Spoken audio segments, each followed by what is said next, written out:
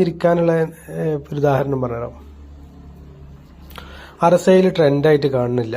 അപ്പോൾ നമ്മൾ ട്രെൻഡാണെന്ന് അറിഞ്ഞിട്ട് നമ്മളെ സ്ട്രാറ്റജിയൊക്കെ ഒത്തു വന്ന്, അപ്പോൾ ട്രെൻഡാന്നുള്ളൊരു തോന്നൽ വന്ന് നമ്മൾ RSIയും കൂടി ചെക്ക് ചെയ്തു. അപ്പോൾ RSIയിൽ ട്രെൻഡായിട്ട് കാണുന്നില്ല എന്നുണ്ടെങ്കിൽ ആ ട്രേഡ് നമുക്ക് അവോയ്ഡ് ചെയ്യാം, ഒഴിവാക്കാം. കാരണം ലോസ് ട്രേഡ് ഒഴിവാക്കുക പറഞ്ഞാൽ നമുക്ക് നല്ല ബെനിഫിറ്റാണ്.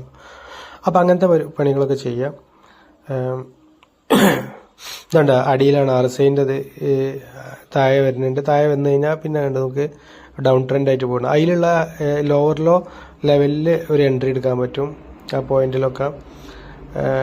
ഞാനത് പെട്ടെന്ന് പറഞ്ഞിട്ട് പോവുകയാണ്. ഞാൻ പിന്നെ ഇതിനെക്കുറിച്ച് വിശദമായിട്ട് ഉള്ളൊരു വീഡിയോ തയ്യാറാക്കേണ്ടത്.